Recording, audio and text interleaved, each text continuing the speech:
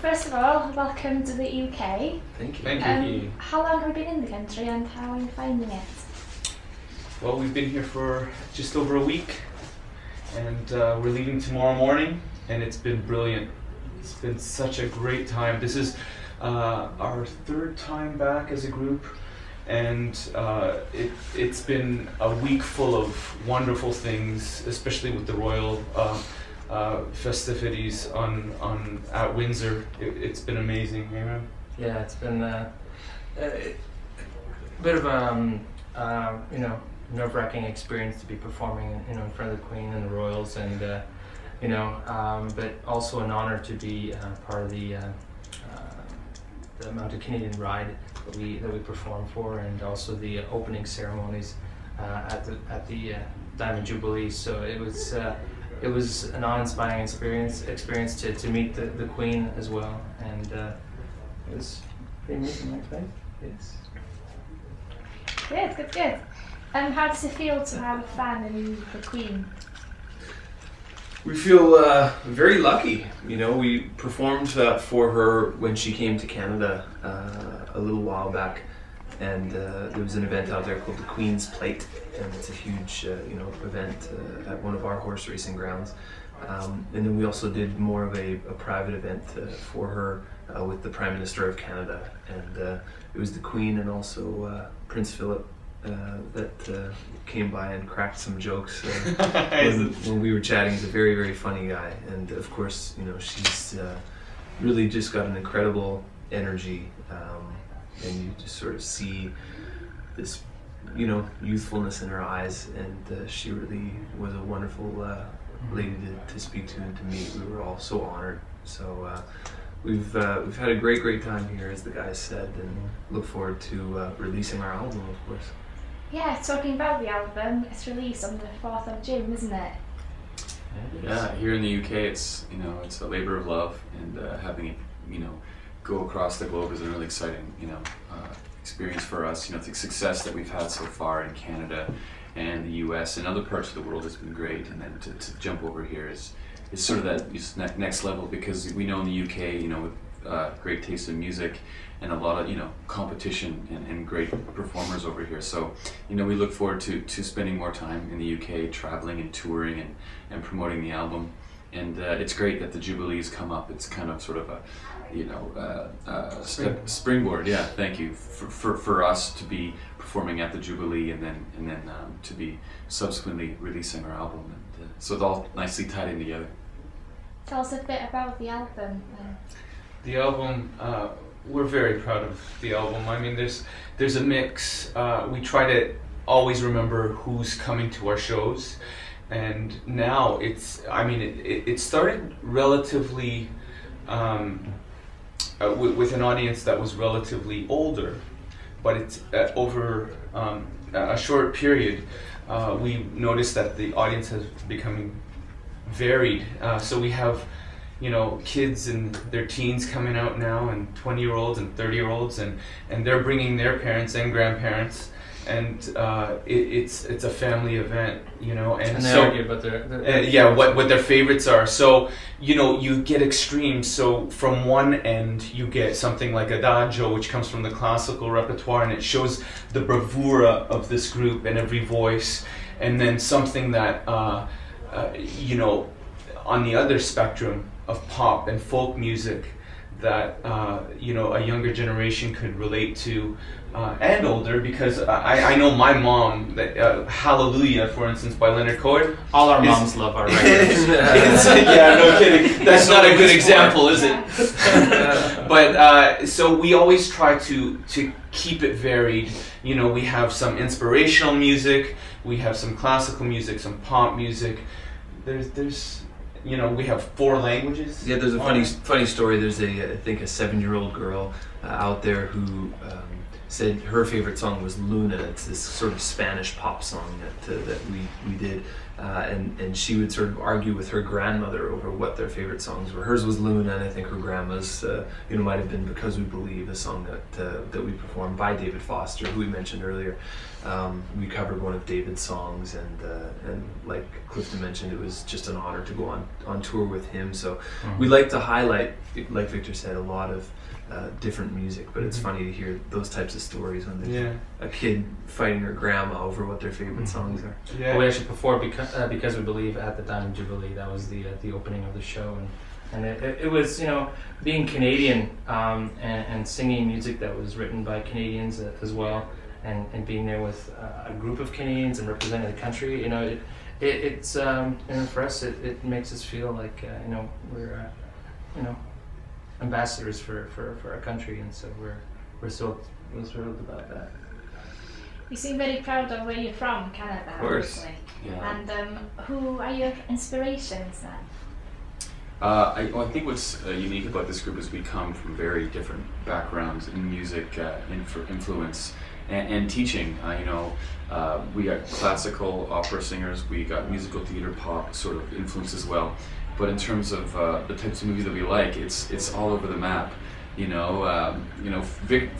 Remy grew up, playing, incredible electric guitar, and it wasn't until he was, around 20 where he got into classical music and so he has And that was just last year. Yeah. Just recently. And so he's this great combination. He's got these opera chops, but then you go into his room and he's listening to some what is it, Eddie Van Halen and stuff like that from back in the day, and I come from a gospel background, did some gospel music, so Kirk Franklin, I'm a big fan of his, and but I also like John Mayer. He was a big influence for me growing up singing. So and I'm learning more about the opera world as I grow in this group. So it's exciting to sort of get this melting pot of music together. And I think that's why. The classical crossover has evolved over the years, but I feel like we're taking it up a notch as far as the versatility of what crossover is, because we don't pretend to be opera singers when we're singing a pop song. We'll try to use the instruments we have to lead that charge, and then when we do something classical, we use those instruments. So the versatility of the group, you'll be hearing one song, and then to the next song where it's extremely different in genre, you'll be like, wow, how do they flip so quickly? Yeah. Well, it's interesting because we have been crossover artists our whole lives, because listening to Eddie Van Halen. Yeah, we were both in rock bands. We used to have long hair. Were you? Yeah, so before the opera. It's not like we were opera singers and now we're going to sing. Yeah. Oh. It was more like we just kind of, our whole lives have basically been directed to this, to be doing this project and to be creative, because we write our own songs as well. We play instruments live on stage. And it's just another dimension to what's out there right now. And we like to crack jokes. We're very laid back on stage. It's not a proper concert that people have to be quiet. No, we interact with the audience. We joke around. We go into the audience. We love to have fun on stage, and it's just a reflection of our personalities, because we're joking all the time. We're never serious. We're not even serious right now, because I'm lying. Don't say that. You said that you all can play instruments and stuff. What do you play? I play piano. Victor plays piano. Remy is our resident guitarist. Clifton also plays guitar, and we all play the flute. No, sure. But yeah, there are a few. I'm a great bazooka player. Yeah, there are a few different instruments, and at some point, during some sound checks, we like to have fun where Remy will actually sit on the drum set, and we'll switch it up. I'll pick up a bass, and Clifton will have a guitar. We'll all try something different, But it is amazing. We feel, I think, very lucky that we got to play instruments growing up, because that really informed our musical education. So now when we sit down and we want to arrange some music, we can, play piano and we're doing write songs together. Or do an arrangement in a car on the way to a venue, a song that we have to learn. Yeah, exactly. So we're like, okay, you sing this, is that. Okay, we're good. Let's do it. It just happened the other day. We were going to sing for the Queen, and of course we know God Save the Queen, but we wanted to come up with a newer, really, cool, harmonic arrangement of it. So we put together an arrangement and worked on it actually, on one of the hour-long car rides. So you never know where rehearsal's going to take place. When you're flying from country to country, you really have to just fit in your rehearsals whenever you can. Yeah. That sounds very creative. Yeah, that's where the training comes in handy. When you have an hour to learn to arrange. Cab drivers hate us. I hate it. Yeah. Yeah. It sounds like we're passing by the farm. Okay, ready. We almost got kicked out of a cab in New York. New York. Our flight was late, and we were doing a showcase for Decca Universal in New York City, and we showed up undressed, so we were changing in the car, warming up, doing the lip trills, and the guy thought we were making fun of him or something, and halfway there he stops the car on a New York road, like creates traffic. He's like, I can't do it. Get out of the car. Get out of the car. He's like, that's not funny. So we were like, what do you mean? We're warming up. He's like, warming up. And we were on the way to audition for a record label. Yeah. So and we were coming straight. Yeah. From It was a big thing. So we're like, honestly, we're singers. The cab driver and he was from a French-speaking country, and we sang a French song for him. And he felt so bad, because we actually sang a song in harmonies, and he was like, "I'm so sorry." He didn't want to charge us. It was so sweet. It was tense for a bit. By the end. It was tense. His tune changed. But the music won him over, so it was good. It was a good story for the record label. Definitely. How do you guys compliment each other on stage? Clifton, that was a fantastic performance. We loved it.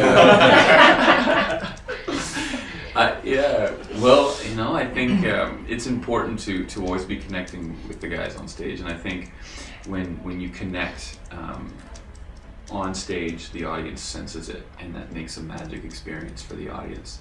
And we always make that an important part of the preparation of our shows. And we get together before every show, and we just speak, to each other from the heart, and just tell each other how we're feeling. And so that we all can kind of get on the same level, that same plane of that energy, and find the positivity.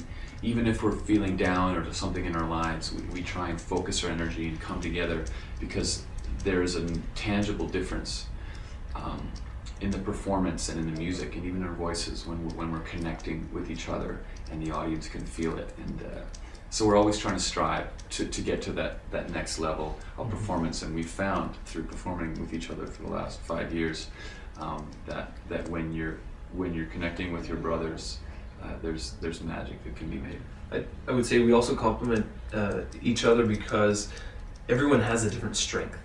So, one person, as was mentioned, may have had a bit more operatic training, or a certain, bravura or style of vocalizing.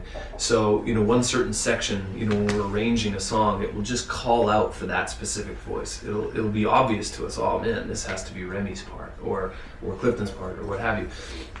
So it's very cool to see, like you said, the creative process come together when we look at a piece of music and we sort of go through a roadmap of how it's all going to come together. And I think our audiences love seeing how we arrange music, because it is a really neat part of what we do, being able to highlight those things that we wouldn't be able to necessarily do as solo artists. We can complement each other and just take the song to another level. And also on stage, we're very much, we might know the order of the songs just before we go on stage, and so there's an element of surprise. And for us, we improvise a lot on stage, so every night is different. It's not like we have a specific script that we follow, because things happen. You talk to an audience, they throw you for a loop, and then every show is a special moment for that particular audience. And I think we pick up the energy off of each other, and we run with it quite well. And I think that's part of the experience that the audience has that they might not get in a different show where it's calculated. And and then that person's going to go walk to there and walk to this and say that and say this. For us, it's like, so hey Cliff, so what'd you do tonight? And it's like very off the cuff, and it makes the audience feel like, we're not just regurgitating everything that we've done all the time, So it's a little different for them. Cool. You talked about surprises on stage. You performed on Oprah and you had Celine Dion as a surprise guest. Yeah. How did that feel? No. Well, it's probably the most recalled experience that people ask us about, that one time on Oprah. And let me tell you, just being on Oprah, growing up with the Oprah Winfrey Show, all of us, it was surreal. Like just walking into the building, feeling that we were going to be on the Oprah Winfrey Show, that she was going to call out our names. And we had no idea, because they built this story saying that they're bringing us on as the next big thing. So they had this cook, they had an author, a fashion designer, and we were the musical segment of the show. But that was all story to keep the surprise. We were actually going to sing our song, and she'd surprise us with Celine Dion.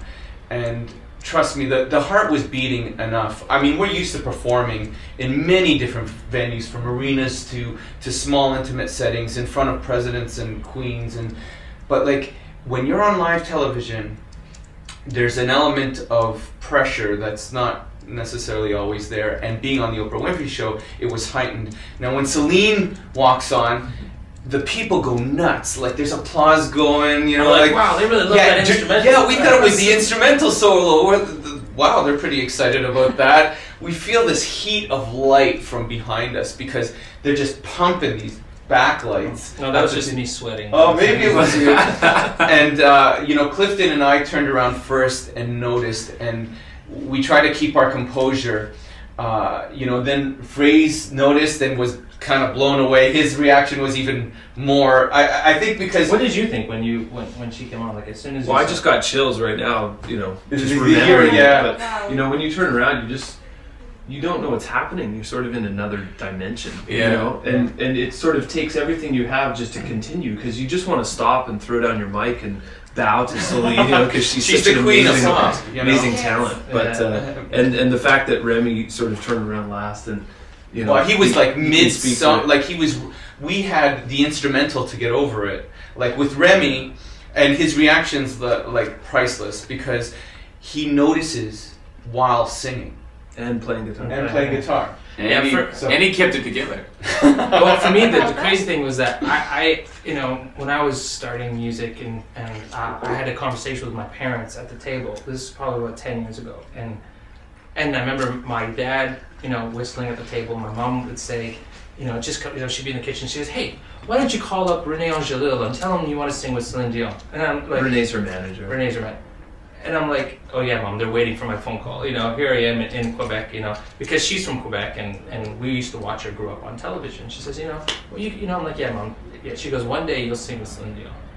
And I'm like, "Yeah, okay, whatever." Fast forward 10 years later, I have no idea. I'm playing, and then I look over to just look at Fraser, because just to connect, and then I open my eyes and I see, and there's Celine Dion. And I'm like, oh my God. And it took me right to that moment with my mom and my dad at the table 10 years ago, and all of a sudden I started getting choked up. I could actually speak for 2 hours afterwards, calling my mom from the hotel. My sisters had to call my mom and tell her, because I lost my voice completely for 2 hours. It was crazy. It was one of the greatest triple takes on national television. It was literally like 1, 2, 3.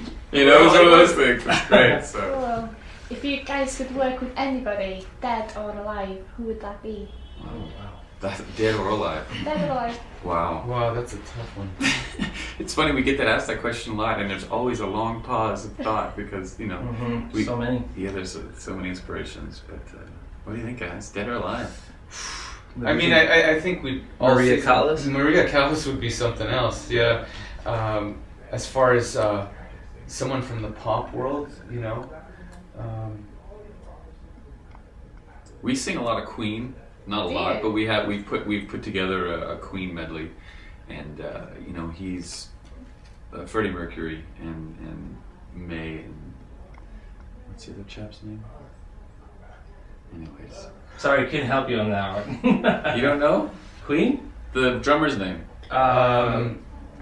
Oh my gosh. Anywho, That's. It's okay, she doesn't know either, so we're safe. I can't remember his name. Well, you know it's Brian May and Freddie Mercury. yeah, but if you think about how many hits they've made, you know, it's incredible the music that they've created, and we sing it in our shows. And Yeah. if we could somehow bring Freddie back and share a moment on stage with him, that would be pretty cool. I mean, one of our idols, we've already had the chance to share the stage with Sting.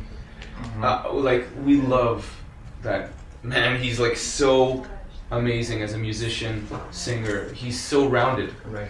And early on, when we got together, we had this opportunity to sing at the Air Canada Centre with him and Sheryl Crow, and it was a fantastic and memorable evening. It really was. For, you know, just I remember going back, you know, in my university room, you know, like just listening to Ten Sumner's Tales, you know, and just thinking, wow, this guy's a genius, you know. So it would be neat to collaborate with someone like that, because he's just so versatile as well. You never know, one day you might get to collaborate with him. Nice. It would be nice. I'd love to, you know, have tea with Beethoven. I think that'd be pretty amazing. Nice, go throwback. Yeah, Beethoven and Eminem, like two of them together. Imagine that. Yeah, That would be that'd so cool. So what's next for you then? You're coming back? We're coming back early June, and that's when the record's getting released. So we're thrilled that the Queen was able to time her 60 years with our record release. But we need to thank her. But that's going to be, you know, just a wonderful time for us to be back here, and of course the broadcast for the Diamond Jubilee pageant that we did this past weekend it's going to be broadcast early June to time perfectly with the record release.